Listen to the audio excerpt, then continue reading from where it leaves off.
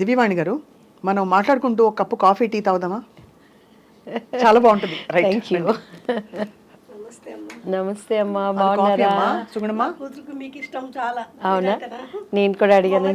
వాణి అవును, good good good. Yes, తాగుతూ మాట్లాడేసేద్దామా? మీ రాముయిజం గారు, కానీ రాముని మాత్రం మీరు హైప్ చేశారండి. మీకు దెబ్బలేస్తాను నేను తీసుకు. అవునా? ఎందుకు హైప్ చేయడం? ఆయనే హైప్, నేనే హైప్ కాదు అసలు. అటువంటి ఇంట్రెస్ట్ మనం ఎంకరేజ్ చేయకూడదు. ఎందుకు? ఏమి ఇంట్రెస్ట్ లో చూద్దాం, మాట్లాడదాం తప్పకుండా. ఇప్పుడు వద్దులేండి కాంట్రవర్సీ. చెప్తాను కూడా నేను. చెప్పండి, అదేం పర్లేదు. ఎవరి అభిప్రాయాలు వాళ్ళవి. నేను అంటే ఆయన వాస్తవాలు మాట్లాడతారు కాబట్టి చాలా మందికి అది మింగుడు పడదు. వాస్తవం కాదు, వాస్తవాలు ఉన్నాయని చెప్పని మన పూర్వీకులు ఆడమండి ఇవి బట్టలు లేకుండా ఉన్నారని ఇప్పుడు మనం పోగలరా? ఆయన బట్టలు వేసుకుని వస్తారు, ఆయన వేసుకుని వస్తారు, కానీ ఆయన మాటలు బట్టలు లేని మాటలు. బట్టలు లేని మాట్లాడతారా? తప్పకుండా అది మాట్లాడదాం ఇప్పుడైతే. సో ఇప్పుడు కంటిన్యూ నాన్న, రోల్ అయిపోతుంది. మనం అన్ని దొరికిపోయాము. సో దివ్యవాణి గారు, ఇప్పుడు బాగా చక్కగా మా సుగుణ మంచి షుగర్ వేసి పట్టుకొచ్చింది. మీరేమన్నా అలాంటి రెస్ట్రిక్షన్స్ ఫాలో అవుతారా? సుగుణమ్మ, నీకు happy Christmas, happy new year. Thank you. Sugunamma కూతురు వాణి, నీకు కూడా ఐ లవ్ యూ. అబ్బో, ఇంకా అయిపోయింది, మురిసి పొంగిపోతారు. అవునా? Beautiful tea and coffee. వాళ్ళు లేకుండా మనం లేవండి, వాళ్ళ ప్రేమే మనకి ఆదరణ. అంతే కదండి. రాజేంద్ర ప్రసాద్ గారి మీ కాంబినేషన్ చాలా హిట్ కాంబినేషన్ ఆ రోజుల్లో. సో ఆయన పాత్ర మీ కెరియర్లో ఎలా ఉండేది? అంటే ఆయన ఒక సీనియర్ యాక్టర్.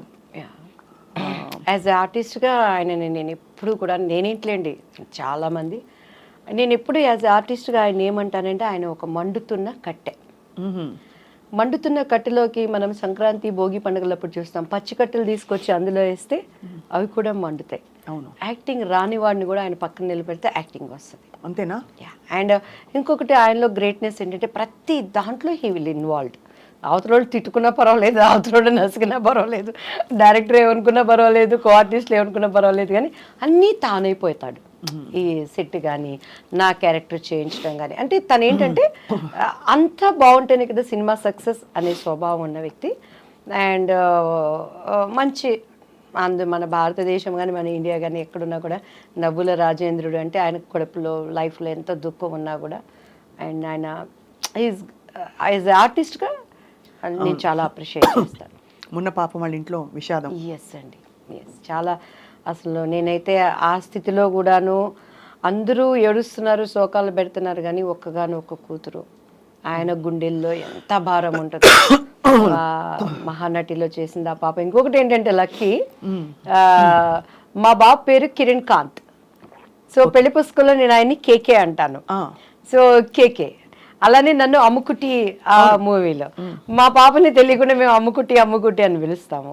అండ్ ఇప్పుడు మహానటిలో ఆ పాప చేసింది కదా చిన్న సావిత్రి, నాకు కూతురుగా చేసింది. అవును, అది తనకి ఫస్ట్ మూవీ. అది ఎన్ని కలిసి వచ్చాయి చూడండి. ఎలా అంటే ఒక థ్రెడ్ ఉన్నట్టుంది ఆల్మోస్ట్. పెళ్లి పుస్తకం అవకాశం మీకు దివ్యవాణి గారు ఎలా వచ్చింది మీకు? అది ఇట్స్ అఫ్ కోర్స్ నాకు చాలా ఇష్టమైన సినిమా, బికాస్ మా సొంత ఫ్యామిలీ మెంబర్స్ తీసిన వెంకటరమణ గారు. ఇప్పటికీ స్వప్న గారు, చాలామంది నాతో, నా ముందు ఆర్టిస్టులు, నా తర్వాత ఆర్టిస్టులు, నాతో ఆర్టిస్టులు మీరేం సినిమాలు చేశారంటే పేర్లు చెప్పుకోవాలి, తడుముకోవాలి. ఆ హీరోలతో ఎంతో స్ట్రగుల్ అయ్యి ఏమేమో పణంగా పెట్టి వాళ్ళు పెద్ద పెద్ద హీరోలతో చేశారు. కానీ దేవుడి దయ, బాపు రమణ గారు, దివ్యవాణి అంటే పెళ్లి పుస్తకం అంటే దివ్యవాణి, ఆ తర్వాతే రాజేంద్ర ప్రసాద్ గారు అంటారు. అవునవును, ఎందుకంటే నేను కొత్త అలా చేయటానికి. అండ్ అది అసలు నేనైతే సినిమా ఇండస్ట్రీలో అలసిపోయి, నేను సినిమా ఇండస్ట్రీకి సెట్గానేమో నిజంగా వెళ్ళిపోయి పెళ్లి చేసేసుకొని ఏ అంటలు తోక్కుంటానో ఏదో ఒకటి చేసుకుంటా ఉండొచ్చు. మా బావ ఉండేవాడు, మా అత్తయ్య గారు అబ్బాయి నేను పెళ్లి చేసేసుకుంటా, నన్ను పంపించేయండి అన్న టైంలో బాపు గారి దగ్గర నుంచి కాల్ వచ్చింది. ఇట్లా బాపు గారు చూస్తారంటే ఈయన కూడా అంతే, అందరూ డైరెక్టర్ లాగానే ఉంటారు, ఏవేవో మాట్లాడతారు, నేను అలా ఉండను అంటాను. ఇంటికి వచ్చినాక మా అమ్మ ఇండైరెక్ట్గా తిడుతుంది, డైరెక్ట్గా తిడితే మళ్ళీ నన్ను భరించలేరు ఎవరు, ఇండైరెక్ట్గా తిడుతుంది. నేను ఇంకా ఏడ్చుకుంటా చీదుకుంటా ఉంటాను, నన్ను పంపించండి నేను మళ్ళీ చదువుకుంటాను అంటాను. ఇది కూడా అంతేలే అని చెప్పని తలకు బాగా నూనె పెట్టుకున్నాను. అప్పుడు చీర కట్టాలంటే మమ్మీనే కట్టేవాళ్ళు, నాకు అంత కట్టుకోవటం రాదనమాట. సో బాపు గారి దగ్గరికి వెళ్ళినప్పుడు తలకి లక్ ఏంటంటే ఆ రోజు తలస్నానం చేయలేదు, తలకు నూనె పెట్టుకున్నాను. ఆ హోమ్లీ కావాలనేది నాకు తెలీదు. మీకు ఇక మీరు మన రమణ గారి ఫ్యామిలీ అని అంటే మీకు తెలుసు కదా, బాపు గారి రూమ్ పైన పెద్ద రూమ్, అన్ని పుస్తకాలు, చిన్న ఆయనగా ఆయన కూర్చొని బొమ్మలు గీసుకుంటున్నారు. మన రమణ గారు ఉన్నారు కదా, రమణ గారు తీసుకెళ్లారు. ఈ అమ్మాయి కొత్త అమ్మాయి అండి దివ్యవాణి గారు అనగానే చూశారు బాపు గారు, నమస్కారం అండి అని కూర్చున్నాను నేను. ఇది జుట్టు మీ సొంత జుట్టండి అని అన్నారు. అవును సార్ అన్నాను. ఇట్లానే ఉండాలి మూవీలో అన్నారు. సరేనండి అని, ఎందుకంటే నేను ఓకే అవననేది నాకు లోపల ఒక అభిప్రాయం. బట్ నాకు అప్పుడు బాపు గారి విలువ నాకు నిజంగా తెలియదండి. బాపు గారు ఎంత గొప్ప మనిషి, ఎందుకంటే నేను సినిమాలు చూసేదాన్ని కాదు. ఈ క్వార్టర్లీ హాఫ్ ఇయర్లీ ఎగ్జామ్స్ వస్తే ఒక సినిమా, అది కూడా అప్పుడు మనకు తెలిసిన హీరోలు ఎవరు, శోభన్ బాబు, కృష్ణ. మా అన్నయ్య ఏమో కృష్ణ ఫ్యాన్స్, మేమేమో శోభన్ బాబు ఫ్యాన్స్. ఈ 2 సినిమాలు అంటేనే ఇంట్లో అడుక్కుంటే కానీ పంపించండు మా నాన్నగారు. అట్లా నేను పెరిగిన దాన్ని. లోతుగా సినిమా ఏంటి, పరిజ్ఞానం ఏంటండి. ఇప్పుడు రాజేంద్ర ప్రసాద్ గారు వీళ్ళందరూ ఏం చెప్తారు, మేము ఏంటి డబ్బింగ్ 75 పైసలకు చెప్పాము, అన్నం లేకుండా ఉన్నాము, దీని మీద కసితో వచ్చాము. సూపర్ స్టార్ కృష్ణ గారు కానీ ఇప్పుడున్న మెగాస్టార్లు కానీ. నాకు అట్లంతా నేను రాలేదు, తేపడ్డాను కాబట్టి నాకు అసలు సినిమాలు ఇవన్నీ తెలియదు అనమాట. సో బాపు గారి విలువ తెలియకుండా అప్పుడు ఆయన ఏమడిగారంటే, మా అమ్మగారు అన్నారు, మిస్సమ్మ సినిమా చూసావమ్మ అన్నారు. నిజంగా పాత సినిమాలు ఏం చూస్తాం, ఈ ట్రెండ్లో పెరిగిన వాళ్ళం. మా అమ్మ ఇంకా చూస్తే ఇట్లా అన్నారు అమ్మ. అంటే చూశానని చెప్పానంటే, చూశాను సార్ అన్న. నిజంగా నేను మిస్సమ్మ చూడలేదు. అబద్ధం, ప్రామిస్ అబద్ధం చెప్పాను. మళ్ళీ ఇంటికి వెళ్ళినాక మొట్టికాయలు పడతాయి, పప్పు గుత్తికారుతో డబ్బులు పడతాయి. ఎవరు పడతారు అవన్నీ చూసి చూశాను సార్ అన్న. కానీ సేమ్ అందులో క్యారెక్టరే మీది అని అన్నారు. అలాగే సార్ అన్నాను. నీకు కాళ్ళు చూపి అమ్మ అన్నారు. మా అమ్మాయికి ఇలా చూసాను. మా అమ్మగారు పాప ఆమె భయపడతా, ఈ అవకాశం అన్నా మా అమ్మాయికి రావాలి, ఏదో ఒకటి మా అమ్మాయి ద్వారా మేము ఇండస్ట్రీలో ప్రూవ్ చేసుకోవాలని కాళ్ళు చూపించాను. ఎందుకంటే ఆ మూవీలో ఎక్కువ కాళ్ళకి షార్ట్స్ ఉంటాయండి. మహానుభావులు. నా స్టోరీ నాకు మిస్సమ్మ సినిమా మళ్ళీ చూడమ్మా అని అన్నారు. అలాగే సార్ అని చెప్పాను. ఇంటికి వెళ్ళిపోయాను. టక్ టక్ టక్ టక్ అగ్రిమెంటు, డేట్స్ ఫిక్స్ అయిపోయినాయి. 45 days కంటిన్యూస్గా షూటింగ్. అమ్మ అన్ని మాట్లాడేశారు, డబ్బులు ఏమిటి అసలు, రమణ గారు ఉన్నారు, మన మేనేజర్ రమణ గారు, ఇప్పటికే ఆయనే ఉన్నారు. శ్రీరమణ గారు అంతా మమ్మీ మాట్లాడుకున్నారు. శ్రీరమణ గారు అంటే పెద్దవారు? నో ఇప్పుడు ముళ్ళపూడి వెంకటరమణ గారు, బాపు గారు. శ్రీరమణ గారు ఈజ్ ద ఇంకా పర్మనెంట్ కుటుంబ సభ్యులు. అవును, ఆయన అదే శ్రీరమణ గారు అంటే ఆయనే కదా. శ్రీరమణ గారు అంతా మాకు మమ్మీతో మాట్లాడారండి. నెక్స్ట్ డే ఆంధ్రజ్యోతి, ఈనాడు, బాపు బొమ్మ దివ్యవాణి అని వచ్చింది. ఫస్ట్ ఫోన్ మా ఇంటికి వచ్చింది. అప్పుడే మారిందా మీ పేరు? దివ్యవాణి అప్పుడు మారలేదు కదా, అంతకు ముందే ముందే మారిపోయింది. అంటే నాకు ఫస్ట్ నేను చేసినప్పుడు డాన్స్ రాజా డాన్స్ అని చేశాను.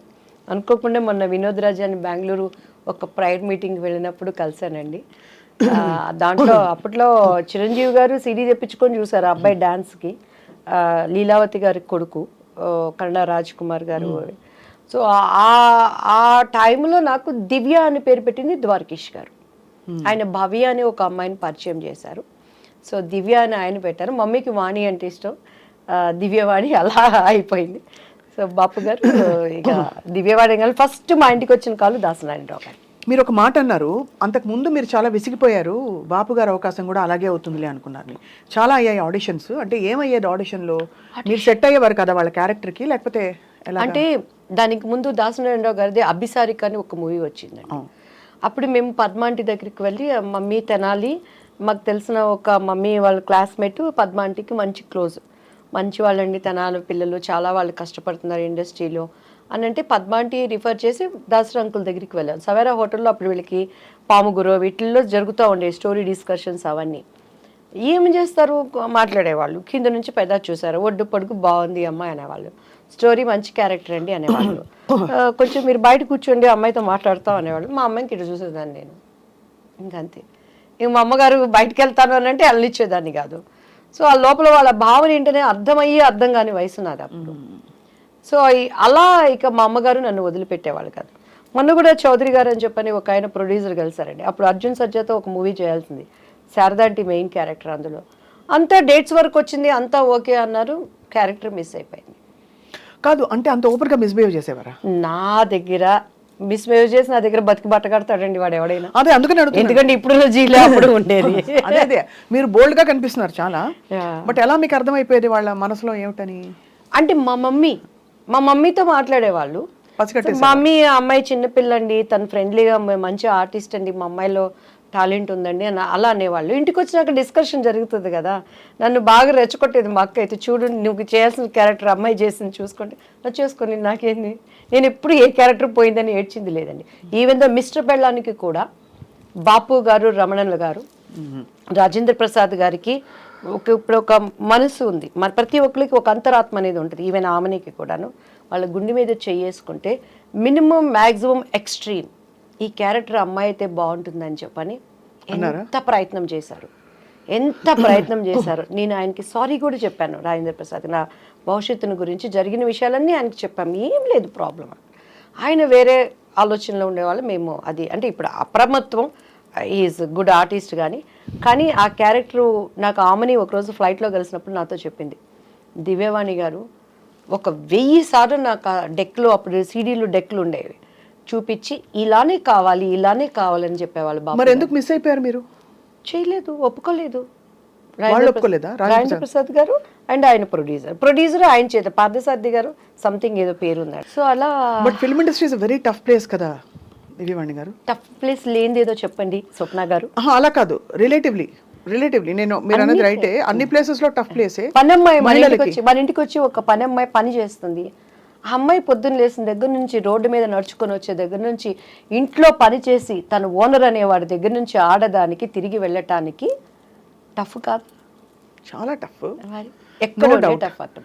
కానీ ఇక్కడ ఎంత మొహమాటంగా అందంగా ఉంటుందంటే మీరు చెప్తున్న సన్నివేశాలు ఆలోచిస్తే, ఇప్పుడు అమ్మగారు ఎంత అర్థం చేసుకుని మిమ్మల్ని తప్పించుకుని కాపాడుకుని జాగ్రత్తగా నెట్టుకొచ్చారు. మీరు అదే చెప్తున్నాను, అలా చేయలేని పరిస్థితులు చాలా మందిని చూసాను. నాకు ఆర్టిస్టుల్ని చెప్పడం ఎందుకులే గానీ అన్నల దగ్గర అంటే కొంతమందికి అది తప్పు అనిపించకపోవచ్చు, అది వాళ్ళ చాయిస్. నేను తప్పని నేను ఎప్పుడు అంటలేదు. నవేడేస్ ఇప్పుడు కూడా నేను అంటున్నాను, నవేడేస్ అవనేది ఫ్యాషన్ అయిపోయింది, కామన్ అయిపోయింది, అది ఎంజాయ్మెంట్ అయిపోయింది. నేను తప్పని ఇప్పటికీ నేను చెప్పట్లేదు, 2 చేతులు కలిస్తేనే చెప్పట్లు. చేతులు కలవనప్పుడు ఈ చేయి కాబట్టి, కాకపోతే మనం అనుకున్న విధంగా హైప్ అవ్వలేవచ్చు. కానీ దేవుడు అనేవాడు ఒకటి ఉంటాడు, న్యాయం అనేది ఒకటి ఉంటుంది. మన అంతరంలో ఒక ఆలోచన పుట్టక ముందే ఈ నోస్ వాట్ ఈజ్ మనం ఆలోచిస్తున్నాం అనేది, దానిని నిలబెట్టేవాడు ఆయన. సో అది నన్ను ఇంతవరకు నిలబెట్టింది.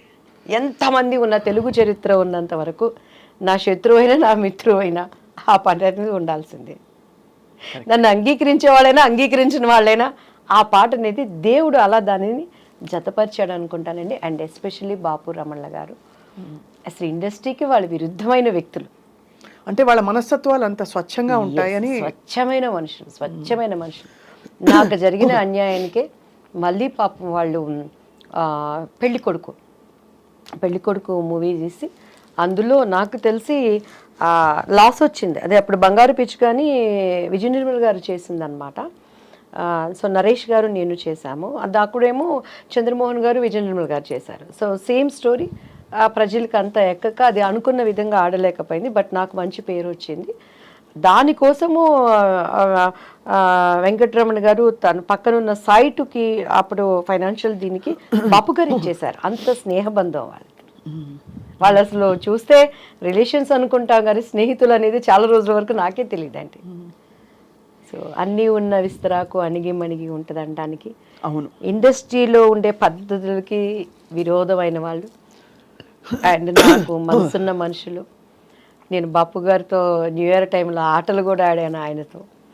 మొన్న కూడా రోజా ఒకసారి దుబాయ్లో బాపు గారికి లైఫ్ టైమ్ అచీవ్మెంట్ అవార్డు ఇస్తున్నప్పుడు చెప్పింది, ఒక ఆడది అందగత్తె అంటే ఎన్ని అవార్డ్స్ రివార్డ్స్ వచ్చినా బాపు బొమ్మ అనేది అది ఒక క్రెడిట్. అది దివ్యవాణి కొట్టేసింది, నాకు చాలా జెల్సీగా ఉండేది. ఫుల్ లెంగ్త్ నేను క్యారెక్టర్ ఆయన దగ్గర నేను చేయలేకపోయాను. అఫ్కోర్స్ ఆ తర్వాత నేను అదేంటి ఒక మూవీ చెప్పింది అండి ఎన్టీఆర్ గారిది ఏదో, దాంట్లో నేను ఒక సాంగ్ చేశాను నేను అని చెప్పాను. అది అంటే ఆడవాళ్ళంటే అందరూ అందమే, అందరూ బాపు బొమ్మలే. ఎస్పెషలీ బాపు బొమ్మ అంటే ఆయన జనరేషన్స్ ఎంతమంది చేసిన, అవును వాణిశ్రీ గారు వాళ్ళు చేసిన, నా జనరేషన్స్ ఎంతమంది చేసిన, ఆమెని నేను ఎంతమంది, నా తర్వాత జనరేషన్ చార్మి వాళ్ళు మిగతా వాళ్ళు ఎంత చేసినా బాపు బొమ్మ అంటే దివ్యవాణి. అది నా ఇంటి పేరుగా మార్చబడింది కదా, అదే నాకు దేవుడిచ్చిన ఒక ధన్యత అండి. అదే మరి చారెడు బారెడు పిడికెడు గుర్తుందా? పిడికెడు నల్లని కూరలు బారెడు. ఆ జడ పట్టుకున్నప్పుడు మీరు చూడండి, ఆ షార్ట్లో చూస్తే నా కళ్ళన్నీ ఎర్రగా ఉంటాయి అనమాట. అప్పటికే ఒక యుద్ధం అయిపోయేది నా మీద, ఇన్ని నిందలు, ఏడ్చి ఏడ్చి ఏడ్చి షార్ట్ రెడీ అనగానే వెళ్ళిపోయేది అనమాట మళ్ళీ. అట్లా వచ్చి మీ డైలాగ్ మేము వాడేసుకుంటుంటాం, చెంగల్పట్టి శాంతారాం అంటే మీరే కదా. అదోటి, అమ్ముకుట్టి అమ్ముకుట్టి మనసిలాయో కిట్టమూర్తి కిట్టమూర్తి తెలుసులే ఓయ్ ఓయ్. అందులో కూడా రమణ గారి ట్యాగ్ ఉంటుందండి ఆ సాంగ్స్. అండ్ అందులో స్వప్న గారు నా జీవితానికి నేను అనునించుకునే డైలాగుల్లో ముఖ్యమైనది, అండ్ రాజేంద్ర ప్రసాద్ గారు చెప్తారు ఒక డైలాగు. నేను అక్కడికి వెళ్ళి డ్యాన్స్ నేర్పిస్తూ అక్కడ ఉన్నప్పుడు, మంచి చెడులు రాసులు పోసుకొని ఉండవట. అవును, అవకాశము ఉంటే మంచివాడు కూడా చెడ్డవాడుగా మారుతాడు, అవకాశం లేకపోతే చెడ్డవాడు కూడా మంచివాడిగా ఉంటాడు. కస్టమ్స్ అండ్ సుఖమ్స్, ద కాంబినేషన్ ఈజ్ లైఫ్. అంతే, పర్ఫెక్ట్ కదా అది. నా జీవితంలో ప్రతి చోట ఎదురయ్యే బిట్స్లో ఎంత అనుభవంతో, ఎంత జ్ఞానంతో ఆయన ఆ డైలాగ్ రాశాడు. ప్రతి మనిషికి ఒక్కొక్క మనిషిలో ఉండే కలర్స్, నటన, నా బిడ్డలు కానీ బయట వాళ్ళు కానీ నమ్మిన వాళ్ళు కానీ బయటకు వచ్చేటప్పుడు అంతా మంచి చెడులు రాసుకుపోసుకొని ఉండవు. అవకాశం ఉందంటే మంచోడు కూడా చెడ్డోడు అయిపోతాడు, అవకాశం లేకపోతే చెడ్డోడు కూడా గప్చిప్ సాంబార్ బుడ్డి. నేను మంచోడు.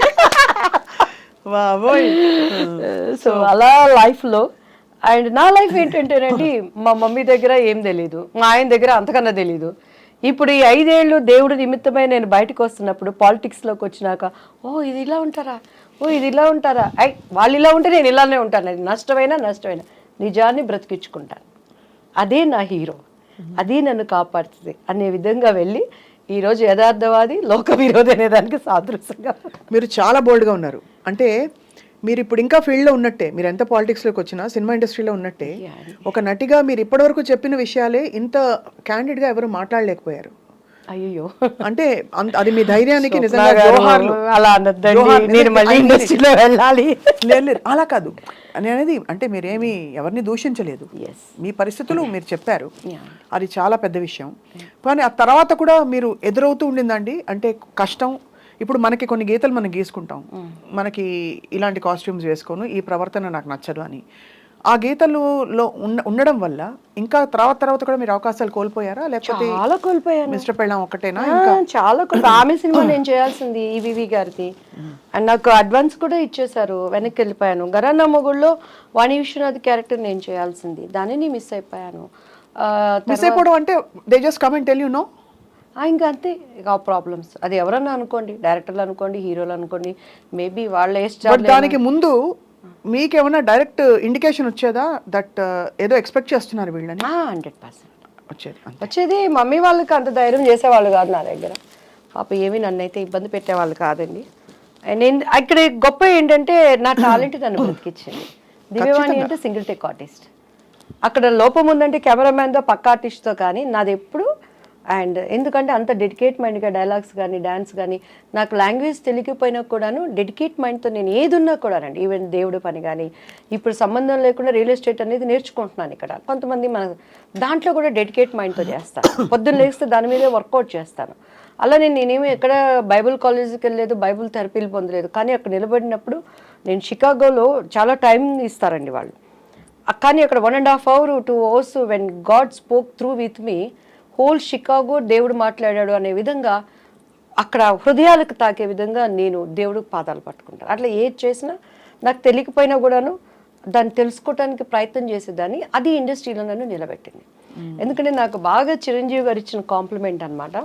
3 సినిమాలు ఒకటే సంవత్సరంలో, పెళ్లి పుస్తకం, ఇద్దరు పిల్లల ముద్దుల పోలీసు, ఎదురింటి మొగుడు హ్యాట్రిక్, హిట్ చిత్రాల కథానాయిక అని అప్పట్లో ఆంధ్రజ్యోతి వీటిలో వచ్చినప్పుడు చిరంజీవి గారు ఒకసారి ఎయిర్పోర్ట్లో చెన్నై, మా అమ్మగారు వెళ్ళిపోయి తొందరగా వెళ్ళు, నమస్తే చెప్పు, బాగా మాట్లాడు, ఆయన పక్కన నీకు వెళ్ళంగానే సార్ నమస్తే అండి అని అన్నారు.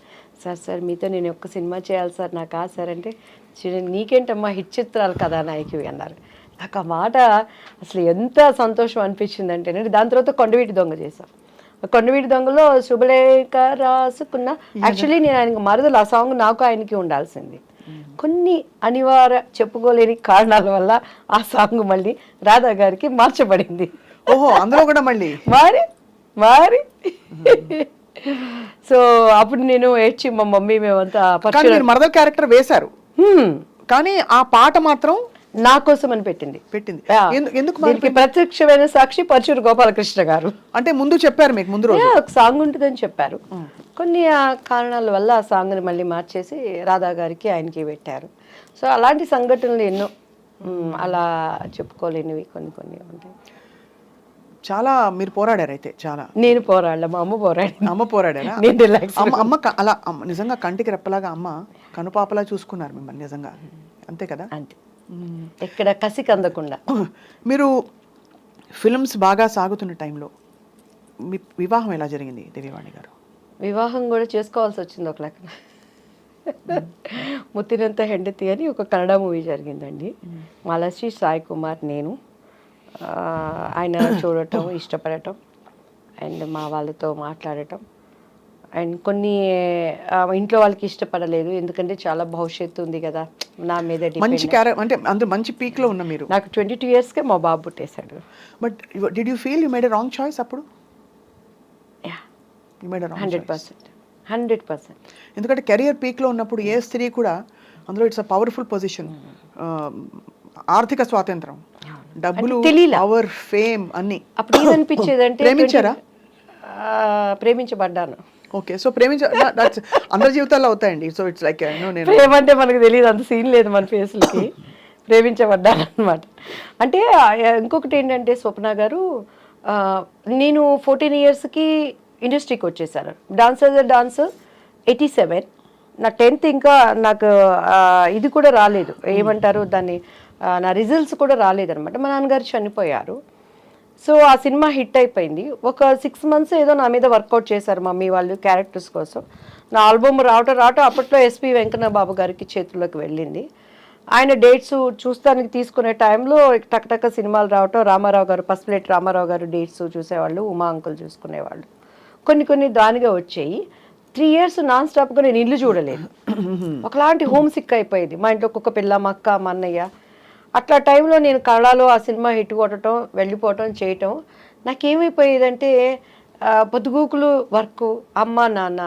సో ఆ టైంలో ఏదో ఒకటి నాకు ఐ వాంట్ సంథింగ్, అది నాకంటూ ఒక స్వతంత్రమైన జీవితం అని చెప్పుకోలేని పరిస్థితి. నేను నా భావనలు నేను చెప్పుకోలేను. డ్రెస్ వేసుకోవాలా, అమ్మ చెప్పింది వేసుకోవాలి. మాట్లాడటం ఇంటర్వ్యూలో మమ్మీ ట్రైనింగ్ ఇచ్చి, అప్పుడు ఈ ప్రభు వీళ్ళంతా మా మమ్మీ దగ్గరకు కూడా వచ్చేవాళ్ళు కదండి. అంత మా మమ్మీ అంటే హిట్లర్ అనమాట ఇంటర్వ్యూలు అంటే. ముందు ఇది చెప్పి అన్నీ చెప్పి వీటన్నిటి కాలడం మా మమ్మీ అని చెప్పాలని నేర్పించేది. సో అట్లా నాలో ఫస్ట్ నుంచి కూడా ఒక భావనలు ఉండే, వాటన్నిటికీ బ్రేక్ పడిపోయింది. తెలియకుండా ఇది పెళ్ళని చేసుకుంటే నేను వెళ్ళిపోతాను కదా, నాకంటూ నా లైఫ్ నేను ఇష్టంగా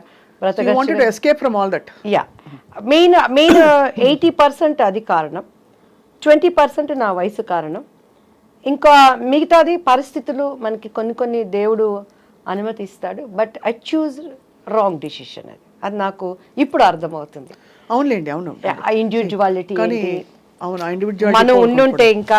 బట్ కానీ ఇంకొకసారి కూడా నేను అనుకుంటాను, ఒకవేళ నేను అలా ఉన్నా కూడా నాకు క్యారెక్టర్స్ వస్తాయని గ్యారంటీ ఏంటి? మంచి ఆర్టిస్టు, ఒడ్డు పొడుగు బాగుంది, అభినయం ఉంది, అందు ఉంది, సింగిల్ టేక్ ఆర్టిస్టు అన్నీ ఉన్నా కూడాను తెర వెనక టాలెంట్స్ మనకి లేవు. వస్తాయా లేవా గ్యారంటీ లేదు. సో అట్లా నేను శుభలగ్నం సినిమాలు అండి, ఆమెని క్యారెక్టర్కి. మొన్న కూడా నిన్న ఏదో ఫంక్షన్లో ఎస్వి కృష్ణారెడ్డి గారు కలిసారు, అదే చెప్పాను, సార్ శుభలగ్నంలో ఆమెని క్యారెక్టర్ నాది, ఎందుకు పోయిందో మీకు తెలుసు, ఇప్పటికైనా ఆ భర్తీని ఆ ఫుల్ఫిల్ మీరే చేయాలి సార్ అంటే కృష్ణారెడ్డి గారు నవ్వుతా ఉన్నారు. సార్ చాలా అంటే సపోర్టివ్ ఆఫ్ విమెన్ కదా చాలా, కృష్ణారెడ్డి గారు ఇప్పుడు కూడా. ఆ క్యారెక్టర్ అదే మీరు ఆ శుభలగ్నం మంచి పవర్ఫుల్ ఆమెని క్యారెక్టర్. ఆమెని గారి మొన్ననే ఆమెని గారిని ఇంటర్వ్యూ కోసం కలిశాను అనమాట. అని ఐ ఫీల్ హ్యాపీ. నా అలాగే కష్టంతోనో వచ్చిన ఇంకొక వాళ్ళకి రావటం, వాళ్ళకి అది లైఫ్ అవటం కూడా ఐ అప్రిషియేట్. వాళ్ళకి మంచి, ఎవరికైనా మనం బాగుండాలి, అందరూ బాగుండాలంటే దానికి అర్థం అదే కదా. అంతే. కానీ నేను ఎప్పుడు బాధపడలేదని, ఏ రోజు ఈ క్యారెక్టర్ నాకు పోయింది అని బొక్కబార్లు పడుకొని అన్నం మానేసి ఏడ్చింది. గ్యాప్లో ఏం చేసేవారు మరి? ఆలోచిస్తూ కూర్చునేవారా? ఇప్పుడు సినిమాల మధ్య గ్యాప్లో అసలు గ్యాప్ ఎక్కడుంది స్వప్న గారు? పెళ్ళయ్యే వరకు నాన్ స్టాప్ పోరాటం. తర్వాత ఇంకా పెళ్లి వల్ల మీరు బ్రేక్ తీసుకున్నారు. మ్యారేజ్ అయిపోయింది, ఇమీడియట్ గా కన్సీవ్ 22 yearsకి నా బాబు పుట్టేశాడు, 24 yearsకి నా పాప. వాళ్ళ క్యారియర్తో అడపా సీరియల్స్ అవి చేసుకోవటం. అండ్ ఆఫ్టర్ దట్ వాళ్ళ చదువులు. ఇప్పుడు కొంచెం అలా ఊపిరి పీల్చుకుంటున్నాను కొంచెం. What was the biggest tragedy in your life మన దివ్యవాణి గారు? మా బాబు పుట్టినాక నాకు కొంచెం హస్బెండ్ సైడ్ చాలా ఇబ్బందులు ఫేస్ చేశానండి. అండ్ అప్పుడు ఆ ట్రాజడీని కూడా దేవుడు ట్రాజడీ అని తెలియకుండా నా కుటుంబీకులు నన్ను చాలా ఆదుకున్నారు. అండ్ బాబు హెల్త్ విషయంలో బాగా సఫర్ అయ్యాను. ఆఫ్టర్ దట్ చెన్నై వచ్చేసాను నేను. అప్పటి నుంచి నేను సింగిల్ పేరెంట్. ఇప్పటివరకు కూడా బయట ప్రపంచానికి ఎవరికి తెలియదు. ఫస్ట్ టైం మీకే మీ ఇంటర్వ్యూలోనే చెప్తున్నాను. Single parent. బట్ మా వారు చాలా మనసున్న వ్యక్తి. He's good father, good husband. కానీ కొన్ని అనుకోని సంఘటనలు నా కళ్ళతో నేను చూడటం ద్వారా దగ్గరైన మనుషులకి దూరంగా బ్రతుకుతూ ప్రపంచం కోసం అండ్ నేను ఒక నీతి నియమాలతో ఉండే అనేటువంటి కట్టుబాట్ల కోసం నా పిల్లలకి నేనే ప్రపంచం. But is very lovely father. Is a good father to them. It's good husband. మీకు వారికి అంటే గుడ్ హస్బెండ్ ఎందుకు లేదు, every minute he will take care about me. కొన్ని ఏంటంటే అక్కడ పరిస్థితులు వాటిని నేను మళ్ళీ ప్రభువుని అంగీకరించటం, అది అభిప్రాయ భేదాలు అనేవి రావటం వల్ల మానసికంగా దూరం అయిపోయాం. చాలా సంస్కారవంతుడు ఆయన. నాకు దేనికి అడి చెప్పి every minute he will take care మా పిల్లల గురించి. కానీ ఇక కామెడీ ఏంటంటే మా పిల్లలకు కూడా మాకు ఎంత అగాధం ఉన్నది అనే విషయం తెలియదు. ప్రభువుని మీరు స్వీకరించవలసిన ఎక్స్పీరియన్స్ ఏంటి దివ్యవాణి గారు? నేను ఎప్పుడు I love talking about God. అది మతానికి అతీతంగా, ఇది క్రైస్తవ మతమా, హిందూ ధర్మమా, ఇస్లాం మతమా, ఇంకోట బౌద్ధ మతమా అని కాదు, దేవుడు దేవుడే. So tell me about your experience. ఎలా అయింది మీకు అసలు? యాక్చువల్లీ నేను ఏంటంటే అమ్మవారు అంటే దివ్యవాణి, దివ్యవాణి అంటే అమ్మవారండి. అలా అమ్మవారి భక్తురాలు మీరు. భయంకరంగా సుప్రభాతం మనం పాడామంటే ఎంఎస్ సుబ్బలక్ష్మి అక్కర్లేదు అంత. ఇక అక్కడ ఎక్కడ మనకి తిరుపతి టెంపుల్ ఎలా ఉంటుందో మీరు ఇన్నే ఓపిక ఉందంటే 2 చరణాలు నాకు ఇప్పటికీ గుర్తున్నాయి. చెప్పండి అమ్మా తల్లి, చెప్పండి తల్లి. ఎలా అంటే 4 గంటలు అయ్యేసరికి ఇంట్లో గంట మన ఇంట్లోనే మోగుతుంది. టేప్ రికార్డు ఉండదు. మా పిల్లలు చిన్నోళ్ళు. మా అబ్బాయికి మొత్తం స్నానం చేసి పంచి కట్టేసి నాతో పాటు దేవుడి గదిలో కూర్చోబెట్టి అలంకరణ అంతా అయిపోయిందంటే కౌసల్యా సుప్రజా రామ పూర్వ సంధ్యా ప్రవర్తతే ఉత్తిష్ట నరశార్దూల కర్తవ్యం దైవమాన్నికం ఉత్తిష్ట గోవింద ఉత్తిష్ట గరుడధ్వజా ఉత్తిష్ట కమలాకాంత త్రైలోక్యం మంగళం కురు మాతః సమస్త జగతాం మధుకైటభారే వక్షో విహారిణి మనోహర దివ్యమూర్తే శ్రీస్వామి నిశ్చిత జనప్రియదానశీలే శ్రీవేంకటేశ దయతే తవ సుప్రభాతం సుప్రభాతమరవిందలోచనే భవతు ప్రసన్నముఖచంద్రమండలే విధిశేంకరేంద్ర వనితాభిరర్చితే వృషశైలనాద దయతే దయానిదే కమలాకుచూచుక కుంకుమతో నియతారుణితాతుల నీలతనో కమలాయతలోచన లోకపతే విజయీ భవ వెంకట శైలపతే సచతుర్ముఖ షణ్ముఖ పంచముఖ ప్రముఖాఖిల దైవతమౌళిమణే శరణాగత వత్సల సారనిదే పరిపాలయ మాం వృషశైలపతే. మీకు నమస్కారం. అసలు దేవాది దేవుడికి సమస్త మహిమ మనకి ఎంత ఎంత చక్కగా అంటే ఎన్నిసార్లు వినుంటే మీకు అలా వచ్చిందో అర్థం అవుతుంది మీ ఇంటి వాతావరణం ఎలా ఉండేదని చెప్పి. మరి అక్కడి నుంచి అంత భక్తి ఒక్కటే కదా దివ్యవాణి గారు, మీరు పద్ధతి మార్చుకోవాల్సిన అవసరం, ఆ అనుభవం ఏమిటి? పద్ధతి మార్చుకోలేదు, మార్గం మార్చుకున్నాను ఫస్ట్ ఆఫ్ ఆల్. అండ్ నేనేంటంటేనండి మా పాప కన్సీవ్ అయినప్పుడు 16 సోమవారం వ్రతం చేసేదాన్ని. ఎలా అంటే పొద్దున్నే చన్నీళ్ళతో స్నానం చేసి పుట్ట మీదకి వెళ్ళి పుట్ట మీద నుంచి మట్టి తీసుకొచ్చి దానిని లింగం చేసి దాన్ని దాంట్లో పెట్టి వ్రత కథవంతా చదువుకొని ఉమ్ము కూడా మింగకుండా నా కడుపుతో ఉన్న వాళ్ళకి ఆకలి వేసేది, మా పాప లోపల నుంచి ఇళ్ళ గీకేది. అలా కఠినంగా నేల మీద కూర్చొని నేను పూజలో అంత దీనిగా ఉండేదాన్ని. మా ಆಡಪಡಿಸಲು అయితే ಪೂಜೆ ಅಂತ ಮಾಡಿದ್ರೆ ದಿವ್ಯ ನೋಡ್ಕೊಂಡು ಕಳಿಯಬೇಕು, ಎಷ್ಟು ಚಂದ ಡೆಕೋರೇಟ್ ಮಾಡ್ತಾಳೋ ಪೂಜಾ ರೂಮ್ ಎಲ್ಲ అని మా ఆడపడుచులు అంతా అనమాట. సో అలా టైంలో ఒకసారి నేను పుట్ట మీద నుంచి మట్టి తీసుకొని వచ్చేటప్పుడు మా మంజు అని మా పని అబ్బాయి ఉండేవాడు పక్కన, నాకు హెల్పర్. పుట్ట దగ్గరికి వెళ్ళాలంటే భయం వేసేది. మధ్య భయ అయితే కಣ నేను తగ్గోబా మన్ను అనేదాన్ని. బన్నీ అక్క అనేవాడు. అంటే ఆ మట్టి మీద చేసినప్పుడు పాము ఎక్కడ వచ్చిద్దో, నన్ను ఎక్కడ గరిసిద్దో అని భయపడితే ఆ పుట్ట మీద మట్టి తీసుకునేదాన్ని. ఒకరోజు మా ఇంట్లో అప్పటి సౌదీ అని చెప్పని కర్ణాటకలో అంతా బచ్మనే అంటారండి, బాత్రూంలోనే రాగి కాగుంటుంది, 24 hours నీళ్ళు కాగుతూనే ఉంటాయి. ఆ కట్టెలు పైనుంచి తీసేటప్పుడు ఇంత పెద్ద కట్ల పాము పడింది కింద. నేను వణికిపోయి పరిగెత్తి దానిని కట్టి తీసుకొని కొడతా ఉన్నాడు ఎవరు, మా ఆ పిల్లోడు మంజు.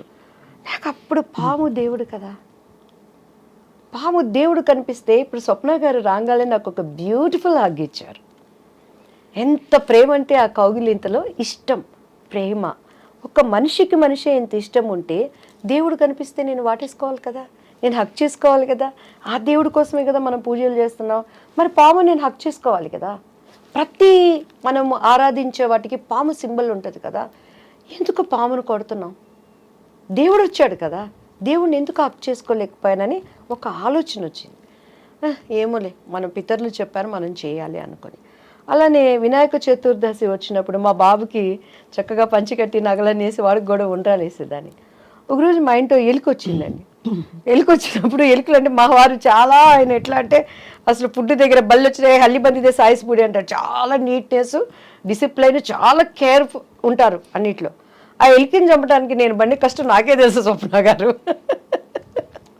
ఎలికలు బోన్ తీసుకొచ్చి పొద్దున్నే ఎలికని చూస్తున్నప్పుడు, రేపు పొద్దున్న వినాయక చవితి చూస్తే వినాయకుడి దగ్గర ఎలిక, ఇదేంటి ఎలుక కూడా దేవుడి రూపమే కదా, ఈ ఎలికని ఎందుకు చంపేస్తున్నాను నేను, దీనివల్ల ప్లేగ్ వ్యాధి ఏంటి, అట్లా తెలియని ఒక ఆలోచనలు నాలో ఉండేవి. సో ఎప్పుడైతే మా బాబు మీద ఈ చేతబడులు చీకటి శక్తులని ప్రయోగించారో, when I start read Bible, పరిశుద్ధ గ్రంథం, ప్రపంచంలో చాలా ఉన్నాయి. ఎవరిచ్చారు అసలు మీకు గ్రంథం? అప్పుడు గ్రంథం ఎవరిచ్చారంటే మా బాబు చదువుకునే స్కూల్ టీచరు సెయింట్ జోసెఫ్లో Nirmala aunty, she a believer. ఆమె నాకు బైబిల్ గురించి ఇచ్చి, దివ్య నువ్వు క్రీస్తు దగ్గరికి రా, నీ బాబుకి పరిపూర్ణంగా విడుదల ఇస్తుందని బైబిల్ ఇస్తే, నాకేం తెలుసండి, మా ఇంట్లో నాకు ఇప్పటికీ నా స్కూల్ బుక్స్ అన్నిటికీ అన్ని పండుగలు వచ్చినాయంటే వాళ్ళకి పసుపు పెట్టి మధ్యలో కుంకుమ పెట్టి సరస్వతి చదువు బాగా రావాలని చెప్పని బైబిల్ కూడా అక్కడ తీసుకెళ్ళి పెట్టి దానికి కూడా పసుపు కుంకుమ పెట్టి గంట కొట్టి హారతిచ్చి చదవడం వచ్చేది కాదు. నేను ఎప్పుడు రామాయణం, భాగవతం, భారతం ఇవన్నీ వినటమే కానీ అంత టైం ఎక్కడ ఉండేది చదువుకోవటానికి. పెద్దవాళ్ళు చెప్తే వినటం, నేను ఎప్పుడు చదవలేదు బైబిల్ని.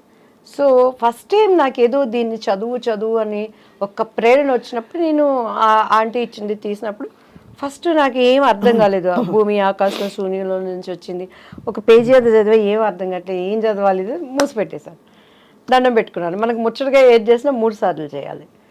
సో ఏంటి బైబుల్, ఎందుకు నేను చదవాలి, నువ్వు నాతో ఏం మాట్లాడతావు దేవుడు యేసయ్య అని నేను దండం పెట్టుకొని ప్రేయర్ చేసినప్పుడు, మీరు నమ్మరు స్వప్న గారు, 3 times అంత పెద్ద పరిశుద్ధ గ్రంథంలో ఒకటేసారి ఒకటే వాక్యం వచ్చింది, తూర్పు పడమర ఉత్తర దక్షిణ నువ్వు ఎటు వెళ్ళినా కూడా నా సన్నిధి నీతో ఉంటుంది. ఆ మాటకి నాకు అర్థం తెలియదు, ఇప్పుడు నేను దాన్ని అనుభవిస్తున్నానండి. వరల్డ్ వైజ్ నేను ఎక్కడికి వెళ్ళినా కూడా గాడ్ ప్రెసెన్స్ ఏంటి, దేవుడు కార్యాలు ఎలా ఉంటాయని. ఆ తర్వాత బైబిల్ చదవటం, నేను పడిన ఒక మంచి చర్చ్ చెన్నైలో జైపాల్ గారు అని చెప్పని, రక్షణ అంటే ఏంటి, అసలు మత మార్పిడి అనే వాళ్ళని, దాన్ని అంగీకరిస్తున్నటువంటి దేవుడిని అంగీకరించిన వాళ్ళని చాలా వాళ్ళకి తెలియచెప్పాల్సింది. ఎక్కడా ఆయన నేను మతం అని చెప్పలేను. ఐ ఆమ్ ద వే, నేను మార్గం, ఐ ఆమ్ ద ట్రూత్, నేను సత్యం, ఐ ఆమ్ ద లైఫ్, నేనే మార్గం, నేనే సత్యం, నేను జీవం. ఆ మార్గం ఏంటి? ఈరోజు మన ఐ డ్రీమ్ స్టూడియోస్కి రావాలంటే జీపీఎస్ పెట్టుకొని వాళ్ళు పంపించిన లొకేషన్ పట్టుకొని కరెక్ట్గా వచ్చాను. వచ్చినాక కూడా మన పిల్లలు చెయ్యి ఊపి దీనిలే పైరని అంటే ఆ కరెక్ట్ మార్గం పట్టుకోబట్టి ఇక్కడికి వచ్చాను. ఏంటి ఆయన మార్గం? I'm the truth. ఈ ప్రపంచంలో ఈరోజు సప్న గారు, దివ్య గారు ఇద్దరు కోర్టుకు వెళ్ళారంటే ఒకటే నిజం ఉంటుంది, రెండోది అబద్ధం. దానికోసం వాదనలు జరిగితే ఒక్కొక్కసారి అన్యాయం గెలవచ్చు, కానీ న్యాయం అనేది ఎప్పటికైనా నిలుస్తుంది. ఆయన ఏమంటున్నాడు, ఐ ఆమ్ ద ట్రూత్, నేనే సత్యం, నేను మాత్రమే సత్యం అంటున్నాడు. ఐ ఆమ్ ద లైఫ్, నేను జీవం. ఆ జీవం ఏంటి? ఈరోజు అగ్ని ఆరదు, పురుగు చచ్చిపోదు. ప్రతి ఒక్కడు, ఒక ప్రాస్టిట్యూట్ అయినా, ఒక దొంగ అయినా, మన కులం ఏదైనా, మన మతం ఏదైనా, మనం ఏమనుకుంటాం, చచ్చిపోతే స్వర్గంలో ఉండాలి అనుకుంటాం. ఆ స్వర్గంలో ఉండటానికి జీవం ఎవరు? అంటే స్వర్గం ఉందో లేదో ఎలా తెలుసు మీకు? 100% మంచి ఉంది, చెడు ఉంది, దేవుడు ఉన్నాడు, దయ్యము ఉంది. ఇక్కడ ఓకే, మన భూమి మీద స్వర్గం నరకం ఉంటే, మంచి ఆలోచనలు ఉంటే, మంచి ప్రపంచం ఒక ప్లెజెంట్ గా ఉంటే ఆ స్వర్గం అనుకుంటాం. స్వర్గం అనేది లేకుండా ఊహల్లో యమదొంగ సినిమా ఎలా చేశారు? అలాంటి స్వర్గలోకం అంటారా? నేను స్వర్గలోకం అదేం చెప్పట్లేదు, అప్పట్లో నాకు అదే స్వర్గం. కానీ బైబిల్ చదివినాక 100% దానిని పరలోకం అంటారు. మన భాషలో కొలెక్వల్ లాంగ్వేజ్లో అర్థం అవటానికి స్వర్గం అని నేను చెప్తున్నాను. 100% ఉంది. అది ఇక్కడ ఉన్నట్టు ఉండదు. దేవుడి రాజ్యం ఒకటి ఉంది. అసలు మనం అక్కడ వారసులుగా ఉండటానికి దేవుడు తన రూపంలో తనలాగా ప్రతిదీ సృష్టించుకున్నాడు. ఎందుకంటే బైబిల్లో ప్రతిదానికి ఆన్సర్ ఉందండి. ఒకసారి నాకు పరశుర్ అంకుల్ కాల్ చేశారు, ఏంటి ఈరోజు నీ దివ్య పలుకులు రాలేదు అని. అప్పుడు నాకేంటంటే కొంచెం ప్రార్థన చేసుకుని ఏదొచ్చిందంటే వచ్చేసి నాకు ఇష్టమైన వాళ్ళందరికీ ఫార్వర్డ్ చేసేదాన్ని. చేస్తుంటే ఏంటి నీ దివ్యమైన పలుకులు రాలేదు అని అన్నాను. అంటే లేదు అంకుల్, నేను కొంచెం ఏదో వర్క్లో ఉండి పంపించలేకపోయాను, పంపిస్తాను. నిన్న ఒకటి అడుగుతాను చెప్పవే అన్నారు. అడగండి అంకుల్ అన్నాను. కోడి ముందా గుడ్డు ముందా అన్నారు. కోడి ముందు అంకుల్ అన్నాను. ఇత్తు ముందా చెట్టు ముందా అన్నారు. చెట్టే ముందు అంకుల్ అన్నాను. ఎట్లా చెప్తావే అని అన్నారు. నా బైబిల్లో ప్రతిదానికి సమాధానం ఉంది అంకుల్. దేవుడు ఆయా ప్రకారము ఫస్ట్ పశు పక్షాదులని నిర్మించాడు అని ఉంది, వృక్షాలని క్రియేట్ చేశాడు అని ఉంది, దానికి ఫలాల్ని వృద్ధి చేశాడు అని ఉంది. అవి తర్వాత ఫలించినవి, అక్కడ విత్తులు వచ్చాయి. సో దాని ఆధారంగా బైబిల్లో ప్రతిదానికి ఆన్సర్ ఉంది అంకుల్ అని. నీకు ఎక్కడి నుంచి వచ్చింది ఈ జ్ఞానం అన్నాడు. జ్ఞానం సిగ్గుపరచడానికి దేవుడు వెర్రివాడిని ఎంచుకుంటాడు అంకుల్, నేను ఎర్రిదాన్ని కాబట్టి నన్ను ఎంచుకున్నాడు. నేను జ్ఞానిని కాదు అంకుల్, నేను ఎర్రిదాన్నే, still I don't know anything. కానీ దేవుడి దగ్గర కూర్చున్నప్పుడు ఆయన జ్ఞానం ఇస్తాడు. నిజం స్వప్న గారు, నాకు ఇప్పుడు కూడా కార్డు పెట్టి డబ్బులు తీయటం రాదు. ఆయన ఎవరు లైస్. నేను ఎప్పుడైనా చిన్న చిన్న అబద్ధాలు ఏమన్నా ఒకటి ఆడతానంటే, నేను డబ్బులు దాచిపెట్టుకొని మా పిల్లలు ఏదైనా పీడిస్తున్నాయి, మమ్మీ దగ్గర డబ్బులు లేవు, ఇబ్బంది పెట్టమాకండి అని చెప్తాను.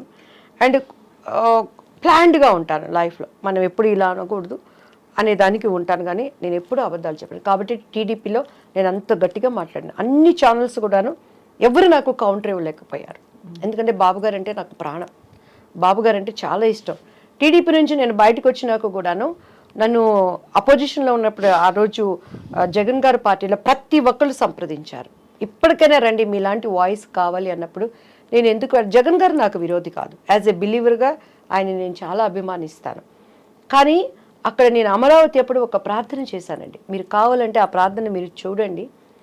ఇది అమరావతిగా ముద్రించబడాలి దేవా అని చేసిన ప్రార్థన వ్యర్థమైపోతుంది. ఈరోజు నాకు ఇచ్చే ఆపర్చునిటీ పదవులు చూసుకుంటే, దేవా ఈ ప్రార్థనని నేను అబద్ధం చేయకూడదు తండ్రి అని నా పొలిటికల్ భవిష్యత్తును కూడా నేను అప్పుడు మానుకున్నాను. నా దేవుడు ఊహించిన